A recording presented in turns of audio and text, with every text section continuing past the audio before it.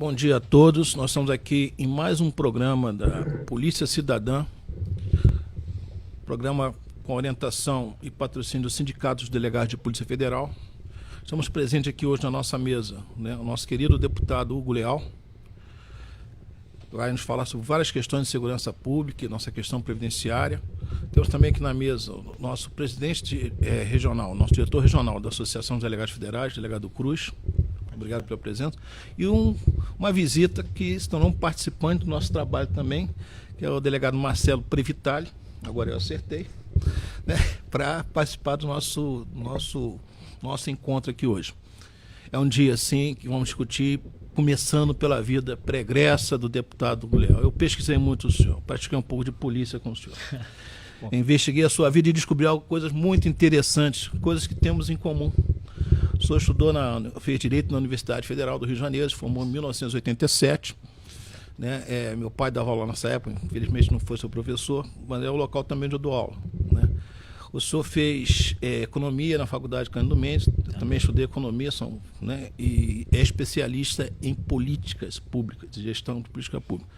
Daí talvez a gente possa ter nessas primeiras referências acadêmicas, né, o seu sucesso como gestor, como administrador. Eu digo isso porque nessa minha investigação positiva, eu vi lá o trabalho que o senhor fez no Detran. Também. Né? Não só da interiorização do Detran, né, da modernização, da expansão dele, e o que a gente vê aí hoje, que é um dos poucos serviços que atende de forma saudável a população. O senhor também trabalhou, né, como secretário de administração. Né? E nessa primeira oportunidade, antes de passar a palavra aos colegas, né, e agradecer o seu convite aqui, em vários debates vamos tentar, eu perguntaria ao senhor, qual seria, de repente, uma possível sugestão para o Estado resgatar a gestão salarial dos seus funcionários no Estado? Bom, eu quero desejar um bom dia a todos e a satisfação poder estar participando aqui hoje aqui nesse programa Polícia Cidadã, ao lado do professor Lorenzo, ao lado do Previtali e também do Cruz, nosso representante da Associação dos Delegados Federais. E também a todos os nossos ouvintes, internautas que estão nos acompanhando. Bom, é bom, né, que você vem num programa policial, é que você é investigado de cima a baixo. Isso é uma medida salutar e importante. Até porque, viu, Lourenço, eu falo isso porque às vezes as pessoas têm a imagem, né, do parlamentar assim, só, às vezes, nem sempre positiva. Né? E também não conhece um pouco da história, como chegou lá. Importante isso. Na realidade, eu fico feliz aí quando trazem essas informações, porque é para a gente mostrar que tem uma trajetória, tem uma ação. Eu fui produto desse trabalho. Eu não sou nem do estado do Rio de Janeiro, natural, eu sou natural do estado de Minas, nasci na cidade de Ouro Fino, aqui no sul de Minas. E vim para o Rio muito cedo. Eu vim para o Rio exatamente para servir a Marinha. Você não pegou essa informação um pouquinho antes. Eu deixei para o Cruz, o Cruz foi de Marinha, sabe? Deixei um pouquinho antes. Mas isso disse tudo. Que conhece o senhor de lá. Isso tudo faz parte acho que faz parte da formação, entendeu? Faz parte de toda essa cultura, todas as informações que eu recebi. Então é muito interessante. E por isso é o diferencial aqui de estar hoje num programa, né, também que é a Polícia Cidadã, que é vinculada aqui à Associação dos Delegados da Polícia Federal. E é uma satisfação. Agora, especificamente com relação à sua pergunta, eu não tenho outra alternativa a ser apresentada, e não vou falar aqui só de como proselitismo, eu tenho defendido isso na Câmara dos Deputados, já falei na reunião da bancada. A única situação para o Estado do Rio hoje, eu vejo, é o artigo 34, 35 e 36 da Constituição. Artigo 34 que fala da intervenção federal. Está lá, eu não estou inventando, eu não estou criando, está lá dentro dos dispositivos do artigo 34, no inciso 3º, fala por fim à grave desordem urbana, ou por fim ao comprometimento da ordem pública. Eu não sei o que está esperando, porque a situação está cada vez mais delicada aqui no Rio de Janeiro. E um pouco mais além, está lá também esculpido no artigo 34 da Constituição, colocar em ordem as finanças. Sim. Então, previsão constitucional, previsão legal, situação já aqui no Rio de Janeiro já chegou ao seu máximo, e eu não sei mais o que está esperando. O governador Pezão, com todo o respeito que tenho à pessoa dele, à figura dele, que já o conheço há muitos anos, nós não estamos só numa crise aqui fiscal, tributária, econômica, nós temos também uma crise moral, uma crise de autoridade, e aqui é difícil você enfrentar. O Rio de Janeiro passou por momentos, e infelizmente ainda vai passar por outros, extremamente delicados. Então, nós temos uma circunstância aqui no Rio de Janeiro que merece ser olhada diferenciada. Eu não estou aqui achando que os outros estados também não vão querer, mas né, a nossa crise não é só econômica, a nossa crise não é só fiscal. Então, isso tudo contamina sim. E, obviamente, a primeira circunstância, eu digo aqui, falando dentro de um programa que nós temos pessoas ligadas à segurança pública, é a questão da nossa segurança pública aqui, que fica por um liame, fica por momentos. Eu estou dizendo que isso pode estar contaminado.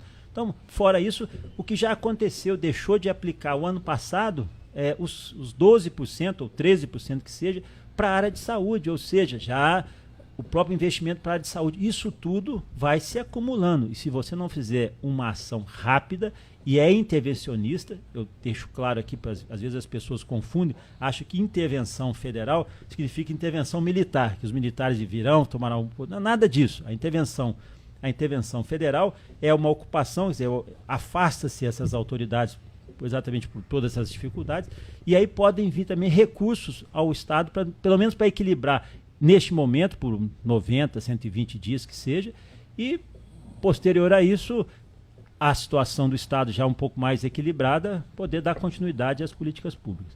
Mas eu repito isso, falei para os meus colegas, eu não vejo outra circunstância, eu não estou precisando fazer nova lei. Eles querem, por exemplo, agora modificar, fazer novas regras para que os estados, não só o Rio de Janeiro, estados cumpram para poder fazer novos empréstimos. Falei, mas se eles não cumpriram a lei de responsabilidade fiscal, que não deram atenção, e eu vou dizer o seguinte para eles, não, você pode errar de novo, guardar as proporções, é chegar para o prisioneiro, vou te absolver desses crimes aqui, mas você não vai cometer outros não, tá bom? Então, tem uma lógica aí, não quero guardar as proporções, são proporções distintas, mas é uma lógica que, infelizmente, se não houvesse enfrentamento agora, a situação vai se deteriorar a cada dia. E o senhor está muito à vontade, porque o senhor foi secretário de Administração e Gestão. Exatamente. O senhor focou a sua gestão, né, para a área de segurança, para a área de saúde e para a área de educação. São 3 pontos assim, né, fundamentais, né, para tranquilizar, né, a sociedade no Estado.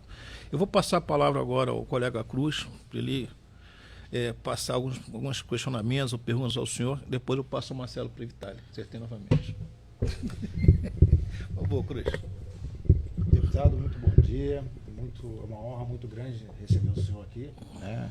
O senhor que é uma pessoa preocupada com as questões tanto de gestão das políticas públicas e em especial com a gestão da segurança pública, mais do que, né, com outros fatores em relação a outros parlamentares. O senhor chegou a desenvolver, inclusive, um projeto onde o senhor não trata de maneira pontual o sistema de persecução criminal. O senhor ataca o sistema por inteiro, né, até reestruturando as instituições e as suas funções se definindo de uma maneira onde...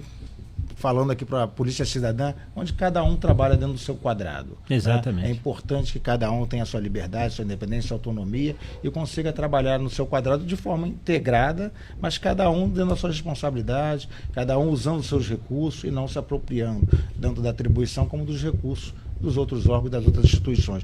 Gostaria que o senhor pudesse falar um pouquinho sobre o projeto que o senhor fez na área de segurança pública, uma proposta de emenda complementar. Exatamente.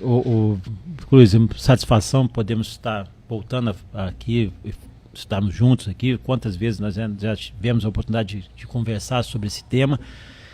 É um tema que eu repito aqui, eu não estou aqui inaugurando a questão da segurança pública, do debate, até porque na Câmara dos Deputados eu já faço parte da Comissão de Segurança Pública há 8 anos. Eu costumo brincar lá que mesmo não sendo, né, daquele elenco que está ali da área de segurança pública, a Comissão de Segurança Pública, nós temos lá tenente, cabo, major, coronel, delegado, agente, militares, policiais militares, e é uma característica da própria comissão. E eu sou um dos poucos que não faço parte do escopo de corporação.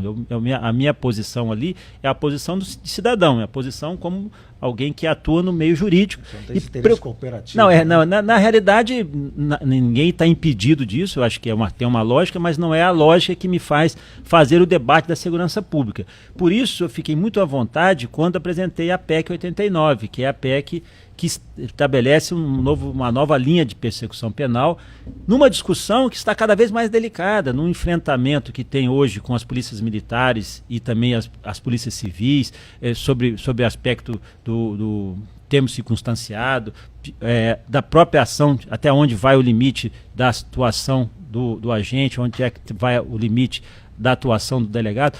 O que eu fiz foi discutir, aliás, aproveitar uma discussão que já vinha sendo consolidada pelo aquele que foi secretário de Segurança Nacional, O Ballesteri. Ballesteri tem uma discussão. Ricardo Ballesteri tinha uma discussão que ele acha que isso ainda vai ter que se consolidar, vai ter que se amadurecer. Mas a lógica é essa.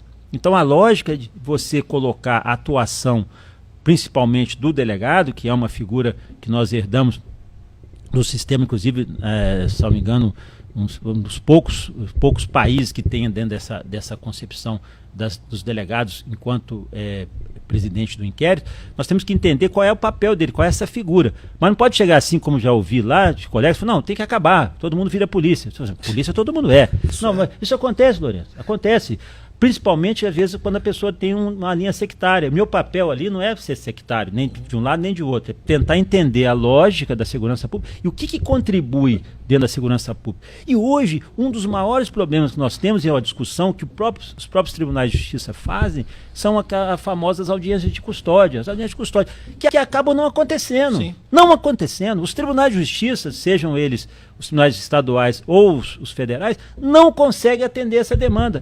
Então, simples. Eu estou falando aqui, resumindo, né? Porque se a gente fosse fazer esse debate é bastante extenso. São motivos.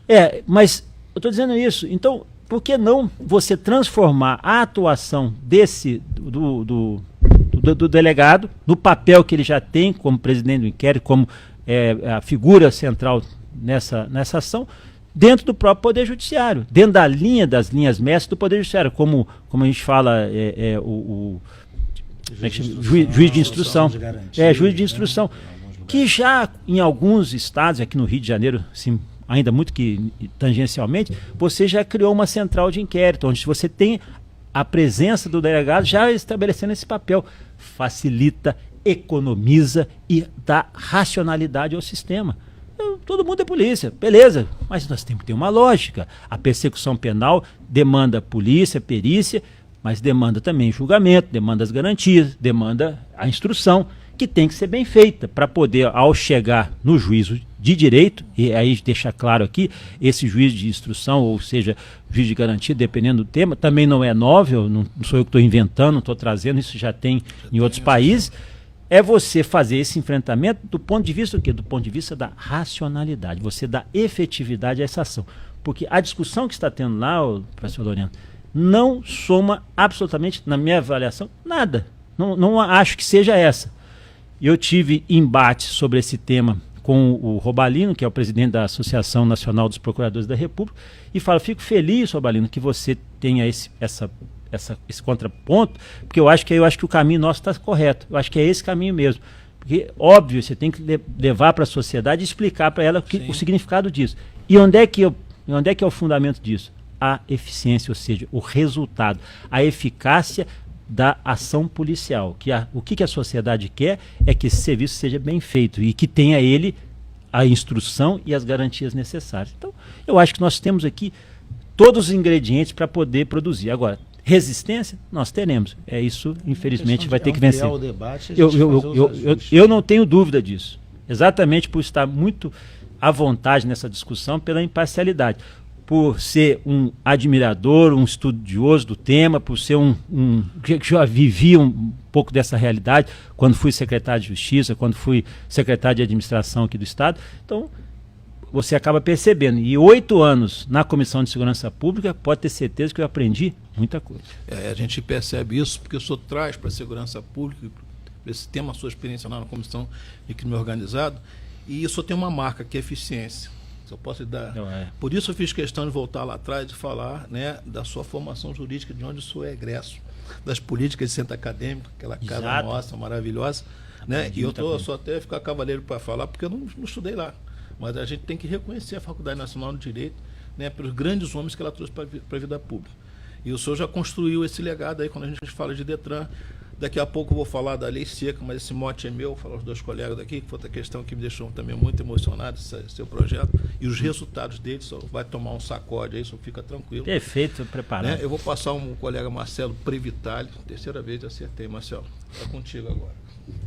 Boa tarde, obrigado pela cordialidade de me oferecerem um lugar na mesa. Gostaria de agradecer aqui ao presidente do sindicato e ao professor Lourenço e cumprimentar o deputado Leal, querendo destacar primeiramente, né, que fico positivamente surpreso, né, com o vosso currículo, né, um currículo na área do direito, um currículo na área da economia, um currículo, uma história militar e um grande conhecimento prático. E eu acho muito importante os eleitores, quando vão escolher um candidato, né, eles considerarem o currículo de quem eles estão votando, porque infelizmente os partidos, muitas vezes por uma questão de coeficiente eleitoral, de votos absolutos, optam por pessoas com histórico esportivo, com histórico artístico, mas se a gente espremer a laranja, é uma laranja um pouco passada, um pouco sem suco. E isso vai fazer falta quando a gente for precisar daquele político. Então eu gostaria de aproveitar a grande experiência prática, o seu conhecimento específico, para abordar essa situação catastrófica do estado do Rio de Janeiro, que é você não pagar a polícia, né? Por exemplo, que você chegou nessa situação de não pagar os seus servidores.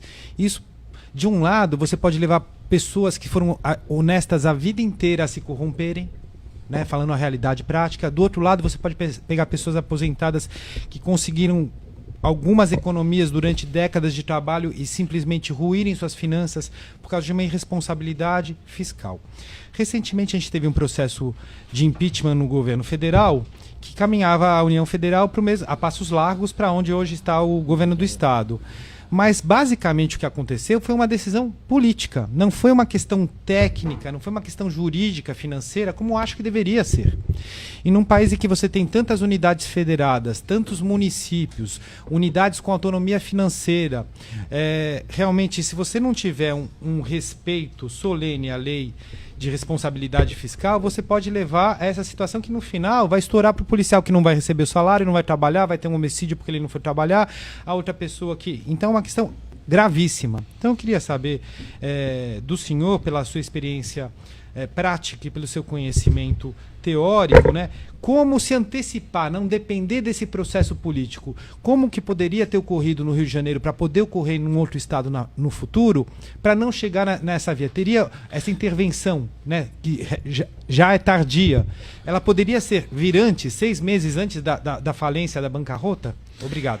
Olha, Marcelo, esse assunto, né, como o professor Lourenço também colocou, é o assunto que está tomando conta, por óbvio, da situação aqui do Rio. Só para você ter uma ideia, nós estamos agora no mês de março, hoje é dia 13 de março, a área de segurança pública e também as outras áreas estão recebendo o salário de janeiro, parte do 13º não foi pago ainda, e nós estamos mais as pessoas recebendo. Como é que isso vai? Como é que você tem justificativa para uma circunstância dessa? Eu estou falando, a situação só vai agravar. Vou dizer uma outra coisa aqui, até para não mostrar que é uma questão de oportunismo, está defendendo uma lógica. O Hugo está fazendo só fala do processo de intervenção pura e simples. Em junho do ano passado, logo depois do processo de impeachment, que daí daria um programa só para a gente discutir esse tema aí. Mas em junho do ano passado eu fazia parte da comissão da medida provisória que transferiu aqueles recursos do governo federal para o Rio de Janeiro, os 3 bilhões, 2 bilhões e 900 milhões. Nós estávamos ali sob as portas das Olimpíadas, aqui no Rio, e a situação já estava grave. Não se tinha possibilidade de pagar, a situação não estava regular, os salários estavam atrasados, e aquele reforço dos 2 bilhões e 900 milhões que foram aplicados, que foram aportados, separados para o governo federal e transferidos via medida provisória, no momento em que nós estávamos naquele debate da medida provisória, discutindo a medida provisória, eu fui fiz algumas emendas que acabaram não sendo, foram rejeitadas, até porque eu defendia já na prática essa lógica, porque eu disse o seguinte, ao final lá das audiências públicas, nós estávamos aprovando essa medida provisória, isso acho fantástico, acho que o Rio de Janeiro precisa realmente, nós estamos às portas aí das Olimpíadas, nós temos uma situação de segurança pública no Rio que é grave, e nós precisamos pelo menos da regularidade. Porém, quando chegar em outubro, depois desse esforço que foi feito, desses 3 bilhões que o Rio de Janeiro vai receber, esse dinheiro não vai ter mais esse reforço. E nós vamos enfrentar situação igual ou pior. Então, entre aspas, uma intervenção já houve em junho do ano passado. Sim. Ok? Sim. Tanto foi que as forças federais, a própria Polícia Federal, nessa atuação das Olimpíadas, me parece que se integrou a uma força maior. Quer dizer, o Rio de Janeiro, entre aspas, naquele período já teve uma intervenção, pelo menos na área de segurança pública, obedeceu essa lógica. Sim. Então, mais uma vez, eu não estou falando de coisas que são hipotéticas, estou falando de realidade. Houve isso no próprio período das Olimpíadas, não sei se foram eficiência ou não, mas já aconteceu, e aconteceu de um aporte de recursos. Esses 3 bilhões que vieram ao Rio de Janeiro naquele período foram também o que a gente chama fundo perdido, entre aspas, ou seja, foram transferidos sem contrapartida. É o que vai salvar nesse momento. Infelizmente, eu digo o seguinte, eu comparo a União como uma mãe que tem 27 filhos, porém um dos filhos quebrou, fez um monte de besteira, né? Tem até uma figura bíblica do filho pródigo que tem que voltar para a casa da mãe ou para a casa do pai, falou, por favor, eu errei, gastei mais do que eu deveria. Eu não vou discutir aqui o mérito da discussão policial, dos inquéritos, do Ministério Público, da Justiça Federal, que tem que fazer as suas investigações, que tem que apurar e condenar aqueles que fizeram as besteiras, correto? E tanto no plano federal quanto no plano estadual. Aí é um processo, a questão é criminal. Eu estou dizendo da situação, lógico, a situação da sobrevivência do Estado, da maioria da população, que não tem nada a ver com as besteiras que foram feitas.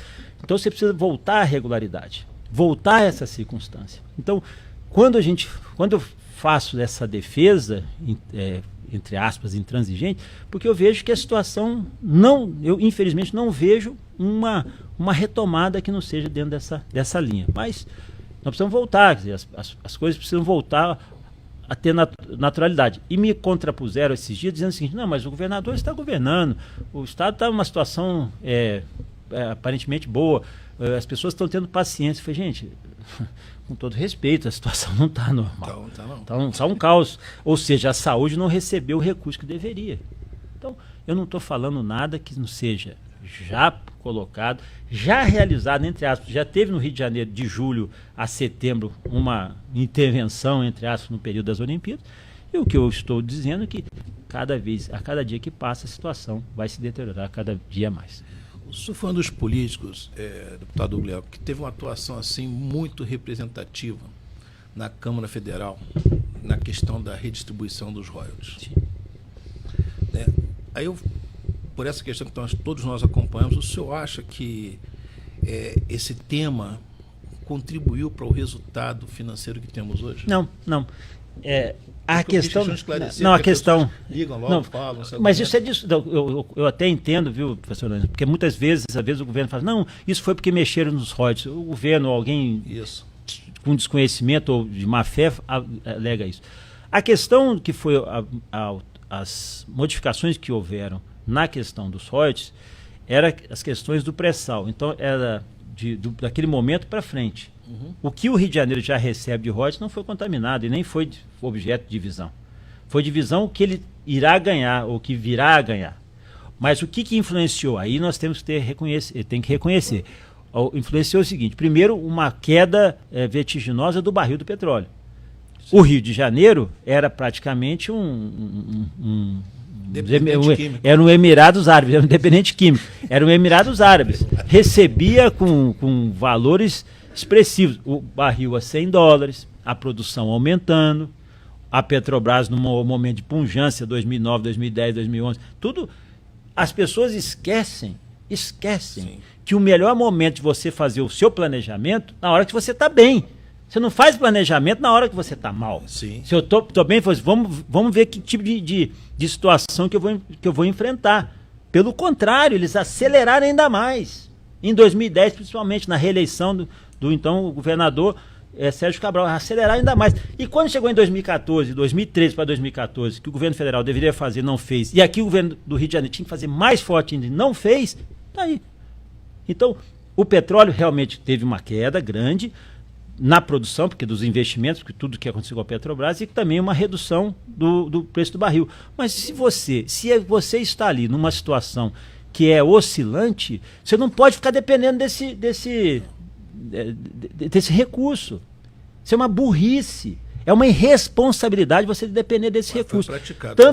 Tanto que, se você for ver, no cômputo geral, o royalty, que estava em média 8 bilhões de reais no ano, caiu em média de 6 bilhões, 5.800. Caiu significativo, 2, 3 bilhões, mas não foi uma queda, assim, acabou os royalties. Não, continua recebendo. E é o que se mantém para muitos estados e muitos municípios. Mas aí a grande responsabilidade que eu entendo é exatamente essa. Como é que você deixa chegar numa situação como essa? Porque não foi previdente. E agora você acha que eu, como deputado federal, vou votar uma lei onde eu vou criar novas condições, o Estado não vai poder dar aumento, o Estado não vai poder... Ora, cada Estado que reconheça a sua situação e o faça. Por que tem que ter mais uma anuência, mais uma lei impondo? Se já existe a lei de responsabilidade fiscal, se já existe outras leis que o Estado tinha que cumprir e não cumpriu. Ficar cômodo jogar. Eu não quero chover no molhado, mas eu acho que essa lógica para mim está muito clara.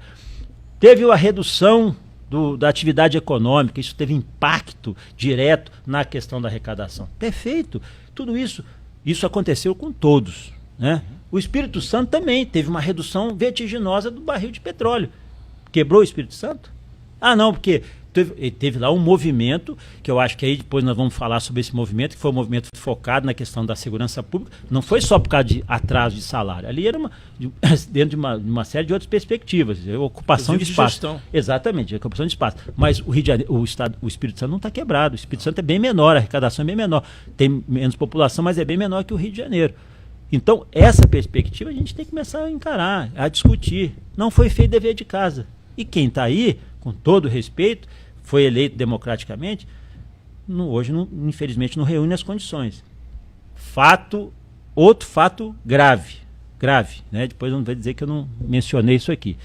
Nós temos essa semana notícias aí que circulam aí sobre a questão, está mais do que divulgada a questão das delações da companhia Odebrecht, que vão mexer com Brasília, não só Brasília, com estados também, porque me parece são vastos e são profundas, mas nós não podemos esquecer que o estado do Rio de Janeiro está numa situação mais ainda delicada.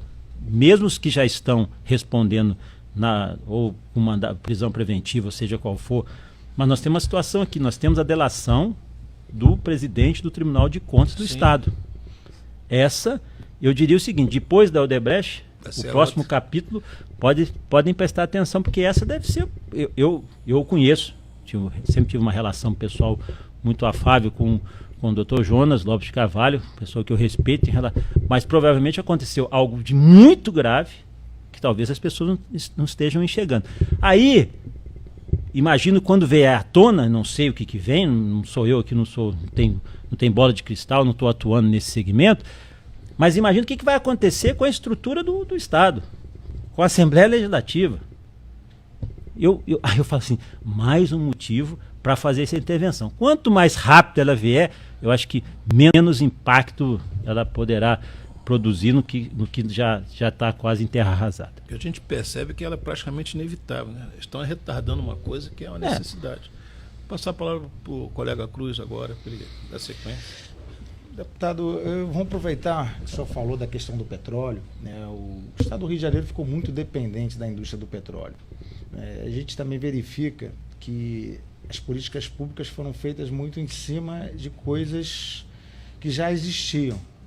Estavam usufruindo benesses que já existiam e não tem um planejamento estratégico, efetivamente, das potencialidades do estado do Rio de Janeiro. Estava conversando com o senhor ainda há pouco sobre a questão do porto. Mas além da questão do porto, né, a gente tem que pensar a vocação do Rio de Janeiro como um hub de comércio exterior. né? Hoje a gente vende commodities a preços irrisórios, enquanto a gente poderia, aqui no Rio de Janeiro, estar produzindo riqueza através de indústrias de transformação de alimento, pegando o grão da soja, transformando em leite de soja, em hambúrguer de soja, em bolo, em farinha.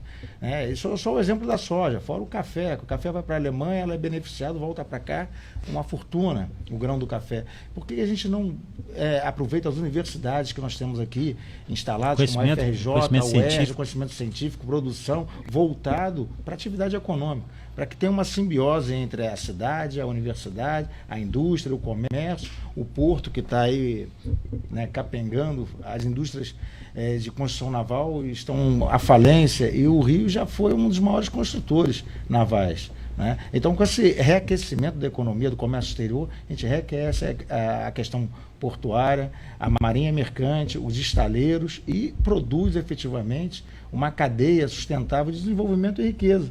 Aí sim, a questão da violência se coloca muito em cima da polícia, em cima da questão. A polícia não resolve. O que resolve o problema de violência é você dar opção à sociedade, ao povo, né, para que eles possam escolher, através da oportunidade de emprego, o caminho do bem.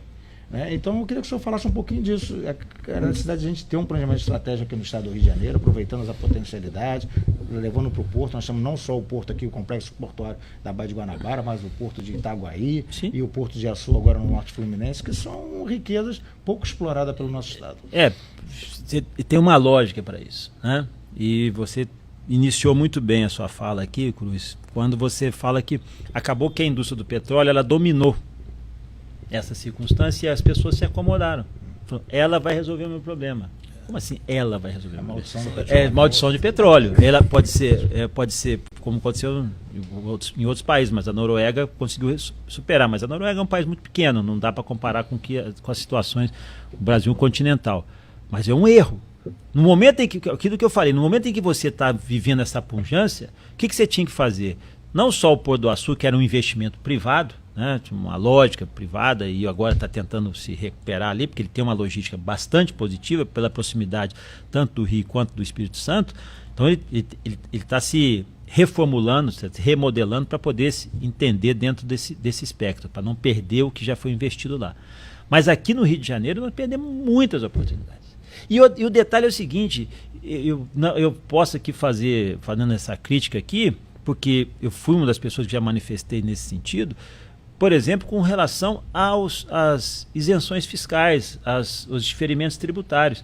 Ao invés de você privilegiar esses investimentos, principalmente na área de logística, na hora de você reforçar, atrair esse tipo de capital, e aqui o Rio de Janeiro, como você disse, não é o porto, não é só o porto aqui que hoje virou assim, uma atração turística, um espaço de lazer, mas aproveitar toda a Baía de Guanabara como uma ação logística, como uma porta de entrada, aproveitar os canais que já existem aqui de navegação dentro do Porto do Rio, que já são conhecidos, e aqueles que você não conseguir, transferir para o município lá de Itaguaí, para o Porto de Itaguaí, que tem uma logística também excepcional. Nós não soubemos aproveitar isso. O aproveitamento foi assim muito tímido.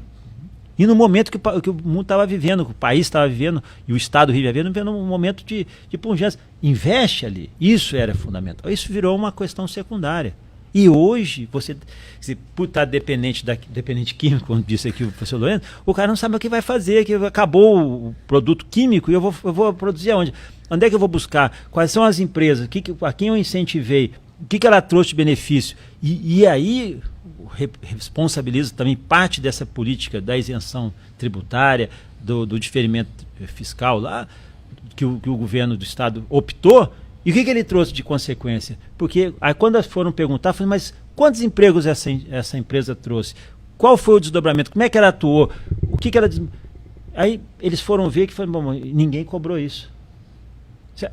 Ou seja, se cobrou foi uma coisa muito singela.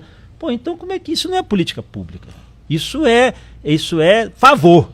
Isso é privilégio. Promiscuidade. Pode usar as palavras que você quiser qualificar, mas o erro, olha só, você vivia um momento ideal, um momento de investimento, só ficaram dependendo dos grandes projetos macros, Comperj, Venderam a ideia do Compete, eu não sei, o cara que comprou a ideia do Compete devia estar completamente dependente químico, porque é uma lógica que existia sim, porque você tem ali a refinaria de Duque de Caxias, mas se fizesse uma planta ali no Compete e depois programasse a expansão, seria a coisa lógica. Fizeram para fazer 3 plantas, que nem a primeira foi encerrada, agora que está encerrando a primeira. Eu estou dizendo assim, essa visão de megalomania, eu acho que inibria as pessoas e cega as pessoas. É racionalidade, você tem que ter um dia de cada vez. Uma política mais abrangente que é o pequeno empresário. Mas é óbvio, quem acaba sustentando isso, Cruz, está nítido, quem acaba sustentando a economia, grande parte dela, é o pequeno e médio empresário. O grande empresário, ele vai ter, sim, ele é importante, tem um benefício, mas depois, se deu errado, ele vai embora. E quem fica aqui é quem está segurando a banana de dinamite. E com as boas oportunidades de emprego, a gente retira, né, esse recrutamento da organização criminosa, né, a violência, o crime, o tráfico. Óbvio. Eles recrutam os seus integrantes a partir da falta de oportunidade das crianças, dos jovens, dos adolescentes que ingressam cada vez mais cedo. Pegar uma carona aqui no que você está dizendo, porque é o seguinte... O que nós estamos com um problema hoje na área de segurança pública, principalmente para essa questão da logística, que é o roubo de cargas aqui no Rio de Janeiro. Explodiu. Aí tem uma série de outros componentes de segurança pública, que aí discussões de facções, essa coisa toda que tem acontecido aqui no Rio, mas eles miraram no roubo de carga porque viram que aquilo ali é rentável. É um grande negócio. É um grande negócio. E o que acontece, professor Lone? Hoje, todas as políticas são de impulso, ou seja, vamos tomar uma providência. Como assim tomar uma providência? Isso aí já tinha que ser uma coisa estudada, analisada, porque você tem planejamento. E disseram o seguinte, foi porque a política da UPP acabou, aí aumentou o roubo de carga. Pelo amor de Deus, bicho, nem qualquer estudante, iniciante, primeiro-anista de direito ou qualquer pessoa vai perceber que não foi por causa da questão das UPPs. Não, essa lógica não é essa. Porque a UPP acabou e aumentou o roubo de carga. Aumentou o roubo de carga porque não tinha planejamento, logística e estrutura para poder fazer esse enfrentamento. Nem permite até, nem falei de UPP com o senhor, conhecendo o seu perfil de gestor. Nem é melhor não falar mesmo. Eu fiquei acanhado de chamar aquilo de projeto, ou sei lá o quê. Né? Não vou nem falar isso com ele, pelo que eu vi no currículo dele. Né? A pessoa fomos gestão, não há nem o que falar de UPP, Deus que me perdoe. A ocupação, é óbvio que se você consegue atuar, resolver com a ocupação. Mas o que foi feito... Deus me livre. Deus me livre. Exatamente. Eu tenho até temor pelos próprios policiais que vinham, que eram policiais novos, que eram pessoas até inexperientes do interior do estado. Eu recebi com empolgação. Mas uma lógica que não tinha começo, meio e fim. E o secretário, com todo o esforço que ele tenha feito, ele vai dizer, eu não recebi o apoio suficiente do município, eu não recebi a intervenção social. Meu querido, tinha que ser o inverso. Você tinha que estar com esse pensamento para depois vir a questão da segurança. Priorizou-se a questão da segurança. Ou seja, foi um comprimido para aliviar a dor. Né? Eu costumo dizer o seguinte, um dia eu vou criar um comprimido que vai chamar-se providência. Porque todo gestor, normalmente falando todo aqui, eu falo, não gosto de generalizar, mas a maior parte dos gestores, acontece um fato desse, ele vai lá, abre a armazém, a gavetinha dele, toma uma providência e acha que resolveu o problema. Providência não vai resolver, só a providência não, você tem que fazer uma política pública de começo, meio e fim. O que aconteceu é que as pessoas viveram na pujança que tudo era fugaz. Sim. Eu não preciso reafirmar, mas veja o que aconteceu nos 8 anos com o governador Sérgio Cabral e veja onde ele está hoje. Era fugaz. As pessoas venderam uma coisa que não tinha. Não tinha. E aí quem paga é a população? Esse é um equívoco. Até eu vou explorar 2 pontos também para mostrar a amplitude do seu trabalho, que é uma coisa que me impressionou. Eu não lhe conhecia, volto a dizer, foi apresentado ao senhor por um colega, né, o doutor Rael, quando chamou lá com o doutor Poente, foi meu colega de Tomar Oeste, uma reunião muito interessante. Eu vou passar ao Previtali, quinta vez, já acertei seu nome, tá bom? Para ele perguntar alguma coisa ao senhor, depois eu voltar com 2 questões aqui muito importantes de sua iniciativa. Ok? Vamos lá, Previtali. Obrigado, Lourenço. Professor, deputado, eu gostaria de fazer um link entre o que o doutor Cruz colocou e o que o senhor estava falando. Eu tive uma oportunidade, graças à minha carreira profissional, de fazer uma expulsão até a Síria. E na Síria acabei contratando lá um motorista e fui conhecer a cidade de Palmira. Você é corajoso, hein, cara? Uma cidade que hoje tem notoriedade, né, pela questão do Estado Islâmico, destruição de ruínas. E o que me chamou mais a atenção é que a gente estava diante de um sítio arqueológico gigantesco, em que o Partenon é um bairro daquele sítio arqueológico, com o Templo das Mil Colunas, e não tinha turista, porque o governo era muito fechado. Como o governo era muito fechado, não tinha visto, como não tinha visto, não tinha turista. Se você tivesse um governo mais aberto, antes do Estado Islâmico, você ia ter restaurantes, você ia ter hotéis, você ia ter lojas, essas lojas iam vender artesanato local, você ia ter guias de turismo, você ia ter escolas de idiomas para formar pessoas habilitadas para atender o turista em todos esses locais, ou seja, você ia ter uma vida econômica devidamente estabelecida que defenderia a cidade por si só, contra o Estado Islâmico. Como você não tinha ninguém, quando eles chegaram não tinha ninguém para defender. E mais ou menos o que eu vejo na questão da UPP e no Rio de Janeiro, que dá para fazer um link com o roubo de carga, é mais ou menos a mesma coisa. Você coloca a UPP lá, mas você não se preocupa em regularizar todo o pequeno comerciante que está lá. Então ele fica no quê? Na mão do miliciano, na mão de sabe-se lá quem que está tomando dinheiro dele mês sim, outro também. Se você coloca o PP e ao mesmo tempo reduz a carga tributária, o senhor aproveitar a sua formação agora de economista, porque eu fui tributarista e realmente, né, quem quer trabalhar com direito tributário está no lugar certo, porque mais complicado que tem, que isso não dá para fazer, entendeu? Então realmente, como simplificar a questão tributária, principalmente para essa pessoa que trabalha no pequeno comércio, num estado onde não é Brasil, onde o Estado não entra.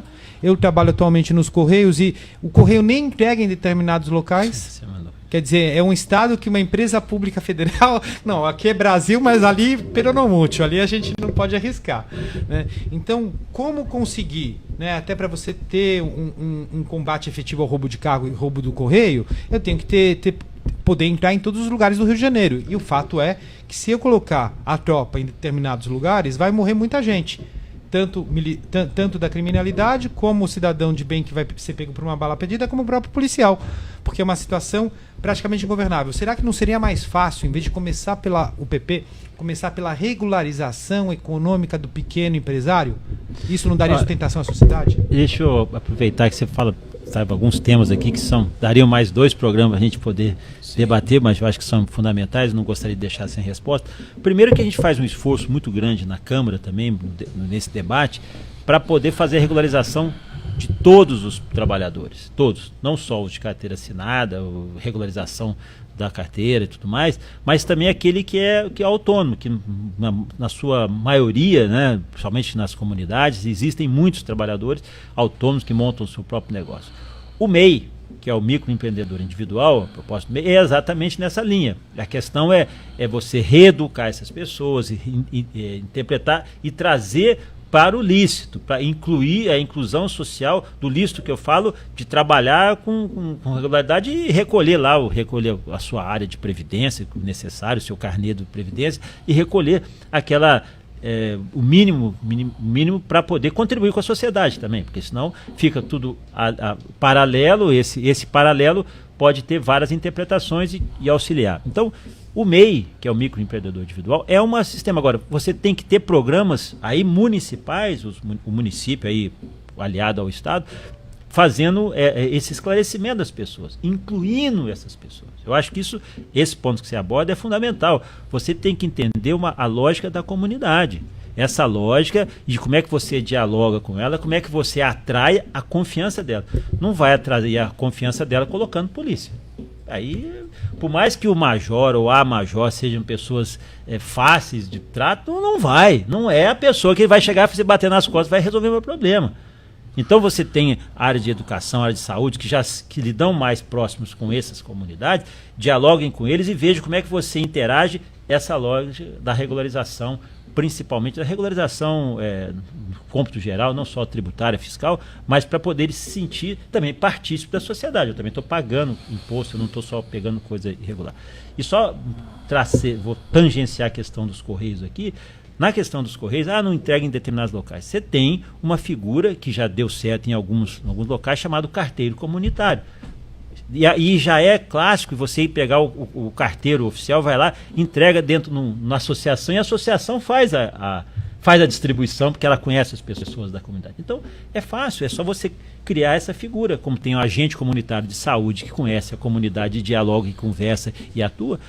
A figura do carteiro comunitário, eu acho que já existe em determinados locais, abrangeria o papel, mas aí também daria um outro programa para a gente discutir. Eu queria explorar duas questões suas, né? O senhor foi secretário de Cidadania e Justiça, e semana passada isso aí eu não vou poder, né, explorar como eu gostaria, mas pontuar que o senhor foi um dos responsáveis pelo aquele projeto da Casa Abrigo. Nós falamos sobre violência doméstica. Dois programas que fizemos aqui, e parabenizá-lo por esse projeto, embora eu, pela fala de outra colega sua, política hoje, ex-estudante da UFRJ também, feita que é a doutora Marta Rocha, né, ela falou que nós temos 2 casa-abrigos que poderiam ser aumentados. Queria falar também ao senhor, né, sobre explorar um pouquinho mais essa questão do roubo de carga, mas eu tenho outro tema fundamental para nós policiais aqui, eu vou pedir aos colegas que me ajudem. Deixa eu só falar que, isso, não obstante, isso é um programa. Se vocês me convidarem outras vezes, a gente pode, cada assunto que nós trouxemos aqui, dá um programa de rádio. Eu fico à vontade. Porque tem um negócio que quando o meu presidente passou a missão, ele sabe que eu sou investigador, eu falei, vou descobrir tudo esse homem, tudo. Tá, ele não vai saber. Já era para ele, perdeu. Tá ótimo. Fico feliz. Fiquei muito feliz pelo FRJ, é uma coisa que toca a gente muito afetivamente. Mas a questão aqui é a reforma da Previdência. Epa, né? Esse assunto é bom. Vou passar para o Cruz. Antes interessados, Cruz, pode sacudir o deputado aí na região da Previdência, começando você. Essa questão da reforma da Previdência, o que está acontecendo, né? A questão do policial, todo mundo entende a necessidade de fazer ajustes. Mas o que não se pode fazer é mudar a regra do jogo aos 45 do segundo tempo.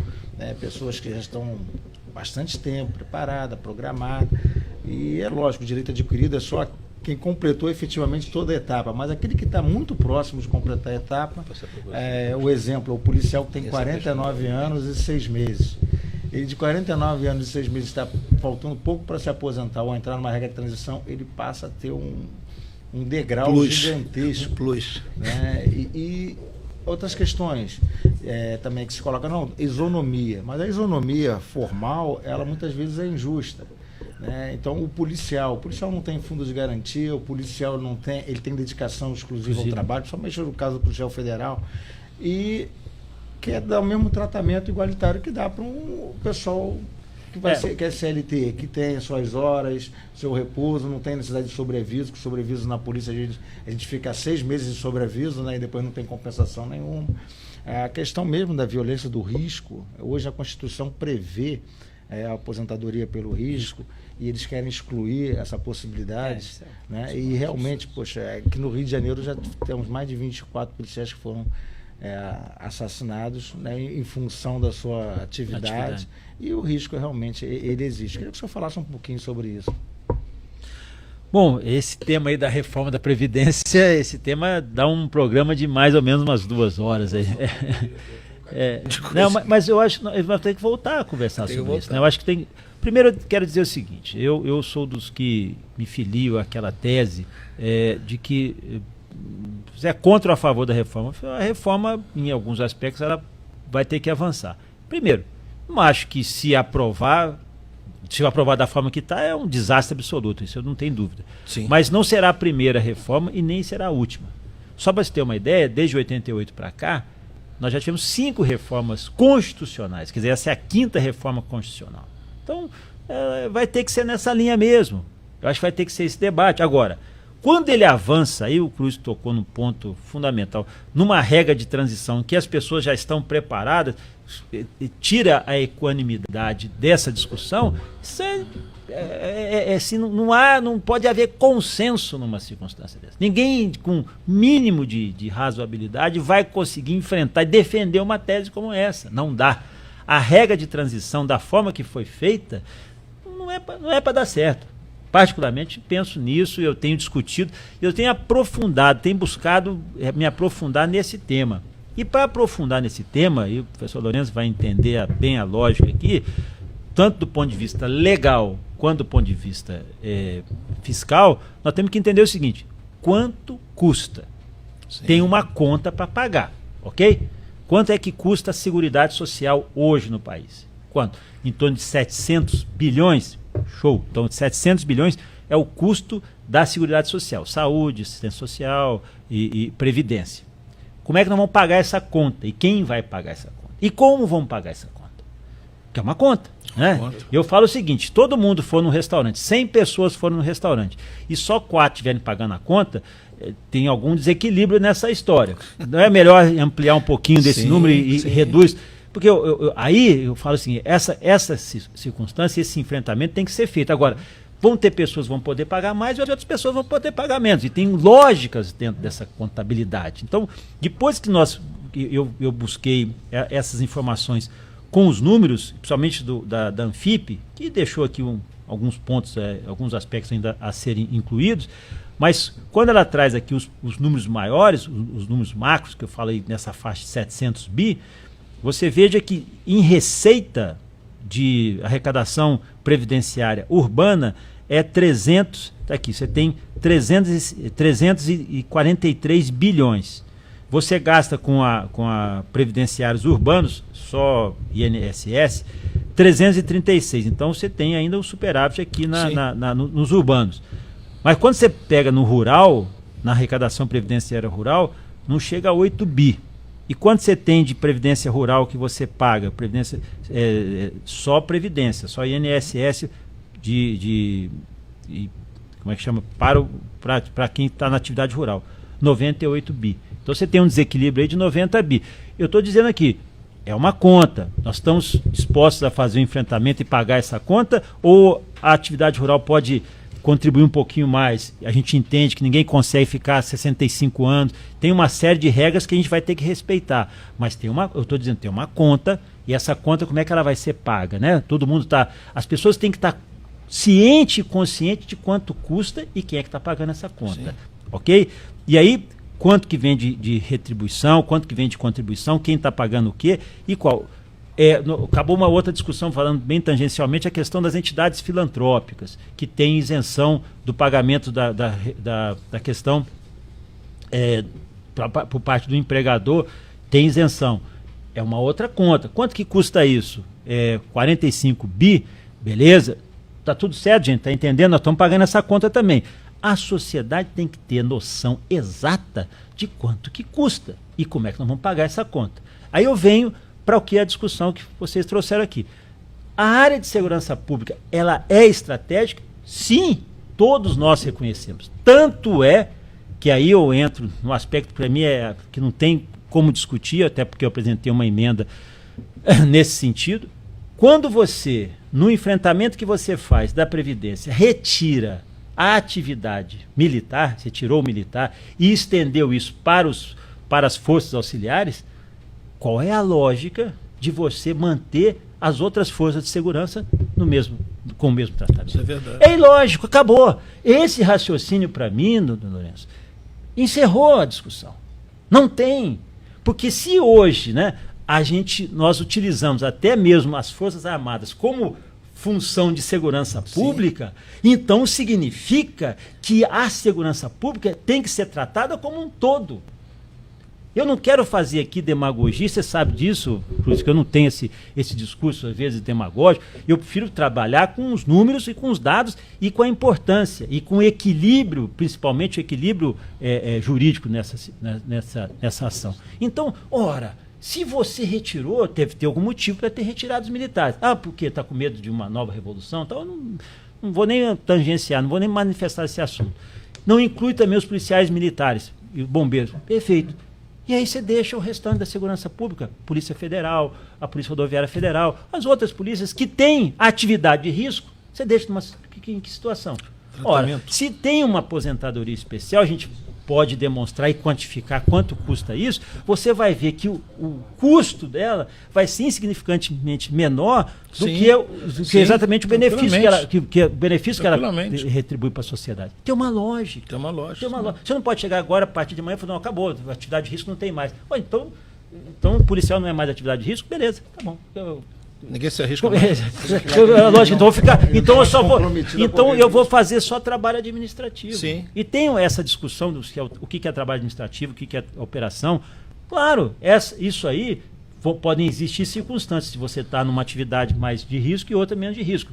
Tanto que você tem, em alguns casos, por exemplo, adicional de fronteira. Quando a pessoa vai para uma situação dessa, vai para um adicional de fronteira. Recebe até um plus ali, dentro de uma circunstância, dentro da sua atividade.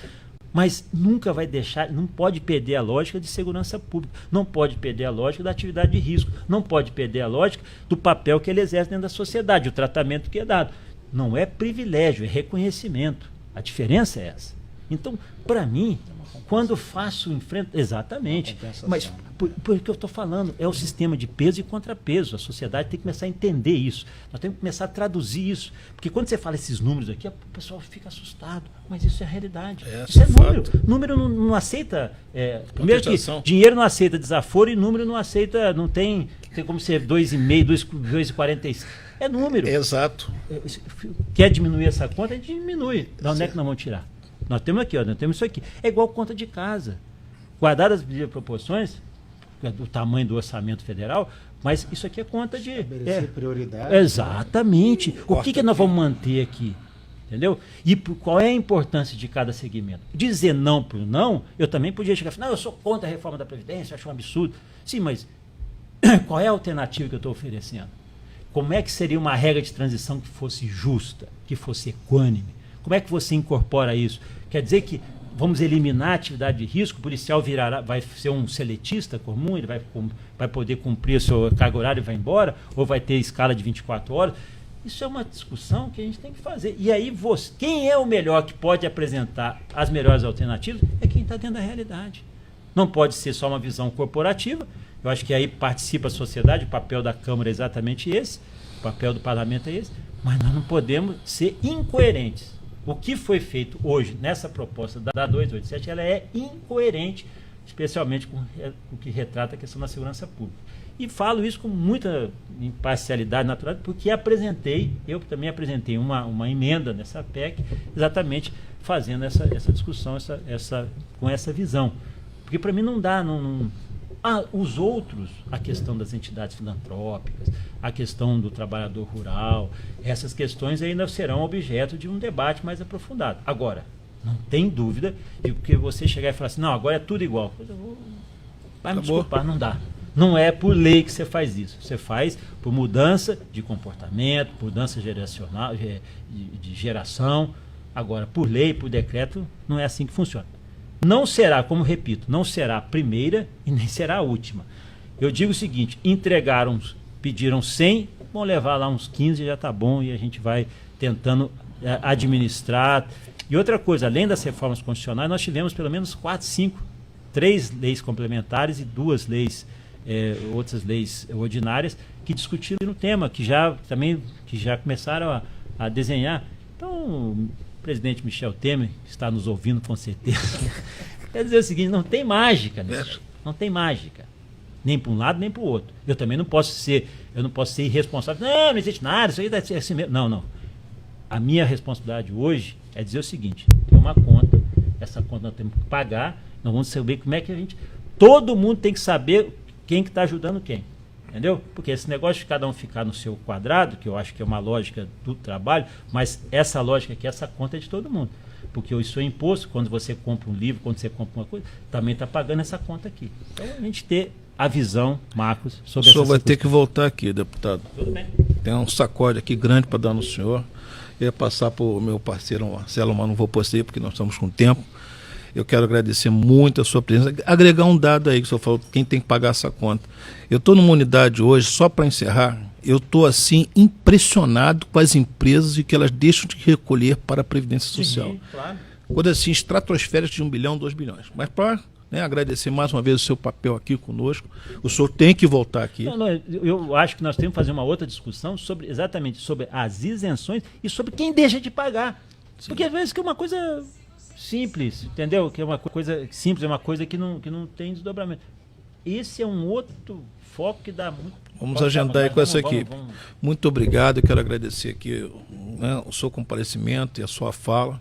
Agradecer aqui a fala do colega Marcelo Previtali, 7ª vez acertei. Tá? Muito bom você ter vindo. E mais uma vez, essa parceria com o Cruz, nós já temos aí algumas outras oportunidades. E aqui encerramos mais um programa da Polícia Cidadã, do Sindicato de Delegados de Polícia Federal.